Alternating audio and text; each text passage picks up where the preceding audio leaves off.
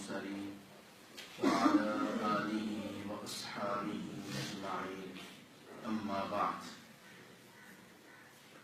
فأعوذ بالله من الشيطان الرجيم بسم الله الرحمن الرحيم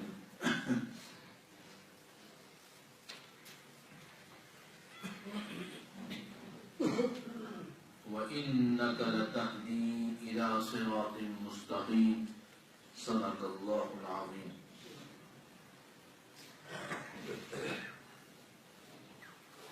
اللہ رب العزت ارشاد فرماتا ہے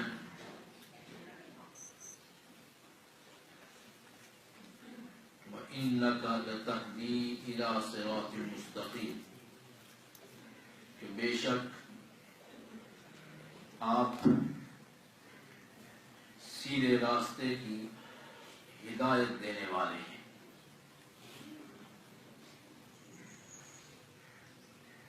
یہ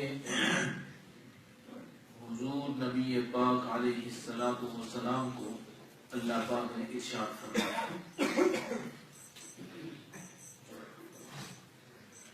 ایک مقام پہ فرمایا والذی جاء بالصدق وصدق به، وہ جو صداقت لے کر آئے، جو صداقت کو لے کر آئے، سچائی کو لے کر آئے لوگوں کی طرف، وہ خود بھی سچے اور جو لے کر آئے وہ بھی سچا، اور فرمایا وصدق به، اور جو شخص تصدیق کرے اس کی وہ بھی سچا، فرمایا اولئک هم المتقون، وہ متقی لوگ ہو جائیں گے۔ حضور جو اسلام لے آئے اللہ کی طرف سے وہ سچا ہے،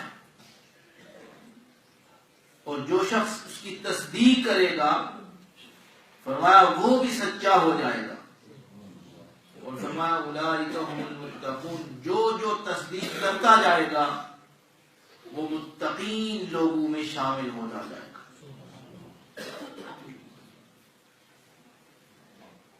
پھر ایک اور مقام پہ فرمایا انک علی الحق المبین، بے شک آپ تو روشن حق پر ہیں۔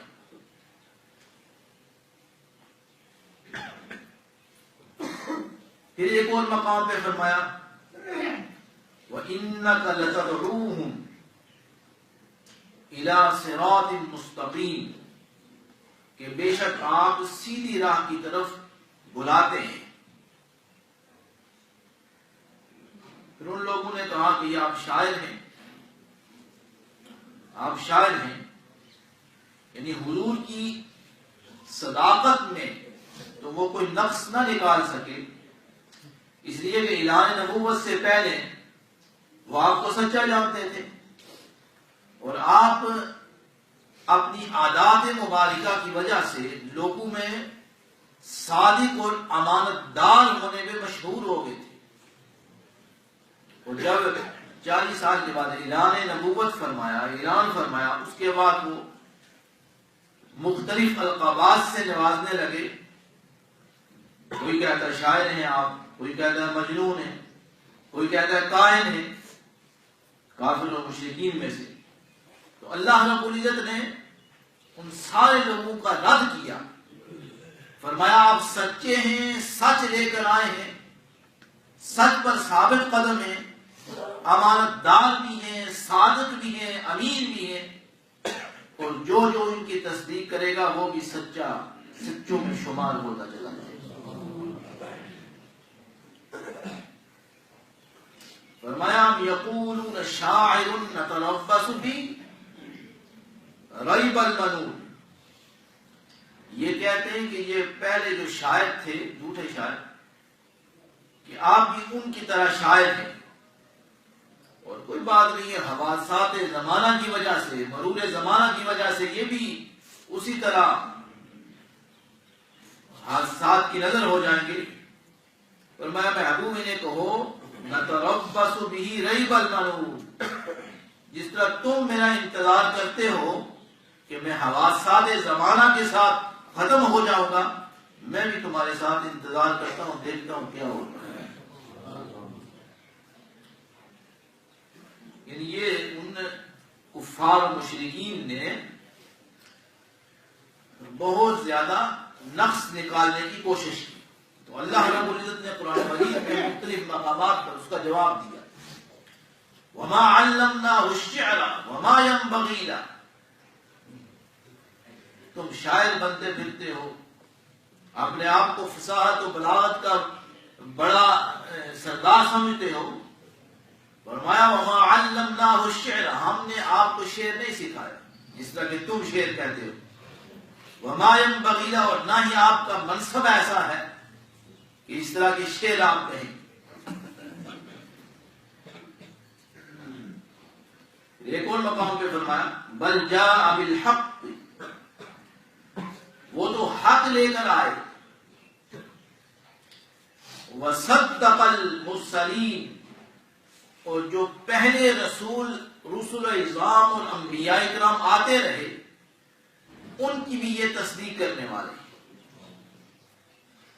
یہ خود تم ان کا کہتے ہو کہ یہ سچ لائے ہیں یا نہیں؟ اللہ نے فرمایا کہ یہ خود بھی سچے ہیں، سچ لے کر بھی آئے ہیں، بلکہ یہاں تک نہیں، جو پہلے میرے رسول میرے انبیاء گزرے ہیں ان کی تصدیق کرنے والے یہ ہیں۔ ان کی بھی تو کوئی تصدیق چاہیے نا، پہلے بھی انبیاء کرام آتے رہے، ان کی بھی تو تصدیق چاہیے نا۔ تو اللہ نے ارشاد فرمایا کہ ان کی تصدیق کے لیے میں اپنا محبوب کھڑا کروں گا کہ یہ تصدیق کرے گا کہ وہ میرے رسول میرے انبیاء پہلے جو آتے رہے میرے نبی وہ بھی سچے تھے، میرا پیغام تم تک پہنچاتے رہے وہ بھی سچے تھے، ان کی تصدیق کرنے کے لیے ہم نے حضور کو کھڑا کر دیا۔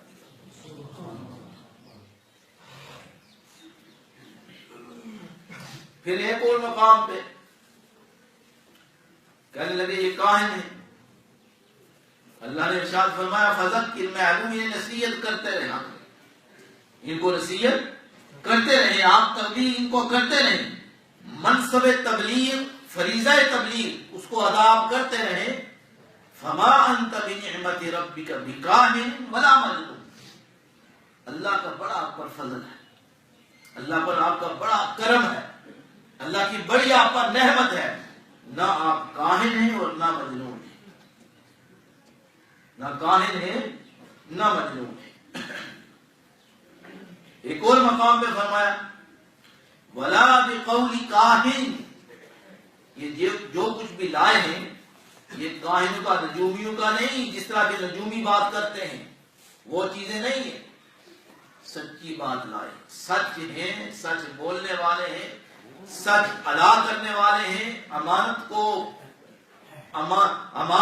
صحیح طریقہ سے پہنچانے والے ہیں، سچے ہیں، سچ لے کر آئے ہیں، اور جو تصدیق کرے گا وہ بھی سچا ہو جائے گا۔ اللہ، اور بعض دفعہ یہ خود کافر بھی اپنی مجلس میں بیٹھے ہوتے تو ان سے اس طرح کی باتیں نکل جاتی، جو ان سے تھوڑی سی عقل رکھتے تھے ان سے باتیں یہ نکل جاتی، اور وہ بھی کہتے یار ان کو کس بات سے انہیں منسوب کرے، سچے تو یہ پہلے ہی تھے۔ یہ کافر تھا، اس کا نام تھا نضر بن حارث، قریش میں وہ عقل مند آدمی تھا، اس نے کہا یہ ان کا بچپن تمہارے اندر گزرا ہے، وہ آپ کی مجلس میں بیٹھے ہوئے، کافر و مشرکین اپنی مجلسوں میں بیٹھے ہوئے، اس نضر بن حارث نے کہا کہ یہ ان کا بچپن تم ہمارے اندر گزرا ہے،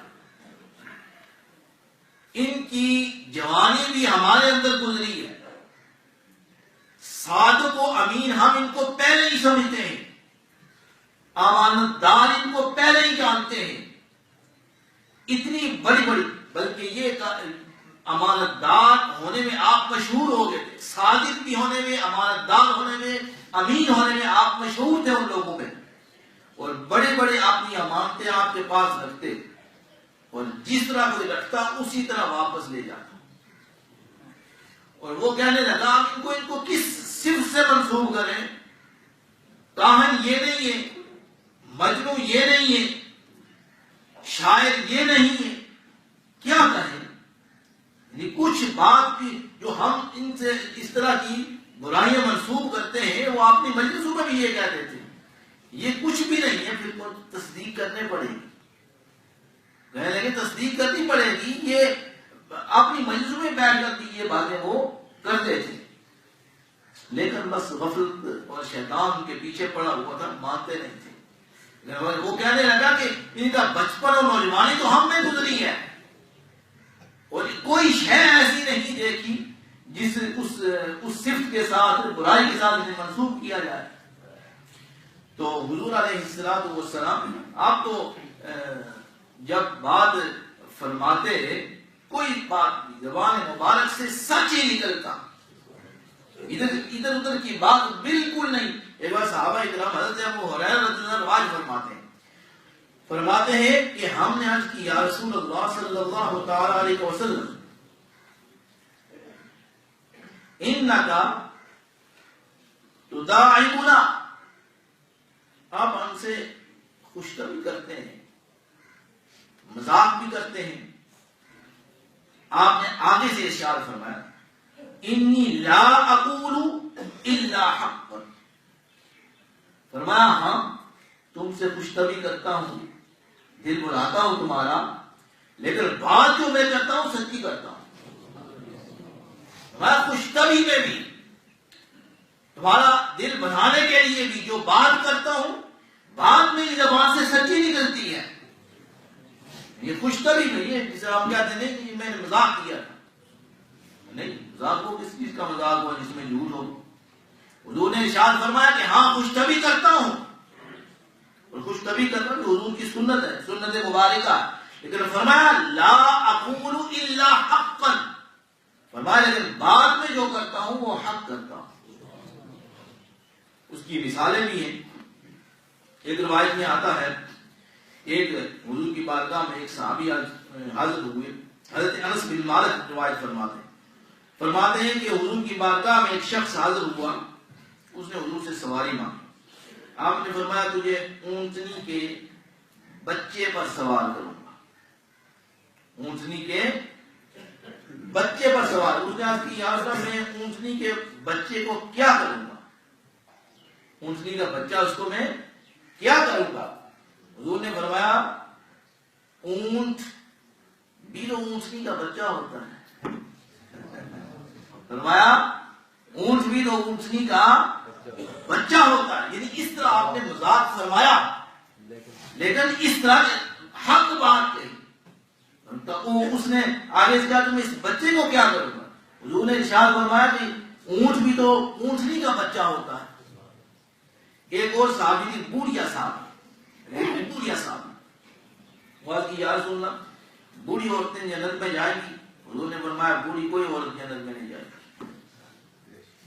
مائی صاحبہ کو وہ صحابیہ بوڑھی تھی،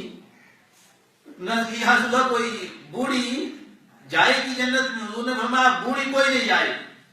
وہ صحابیہ ان کا دل بھر آیا غم سے، وہ رونے لگ گئے.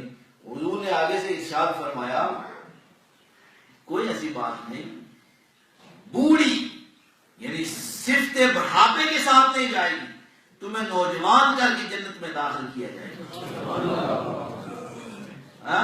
تمہیں نوجوان کر کے جنت میں داخل کیا جائے گا. لیکن اس حالت میں تیری یہ جو ہے حالت یعنی بڑھاپے کی حالت، اس حالت میں جنت میں نہیں داخل کیا جائے گا. صرف اس طرح داخل کیا جائے گا تمہیں نوجوان کیا جائے گا اور اس کے بعد تمہیں جنت میں داخل کیا.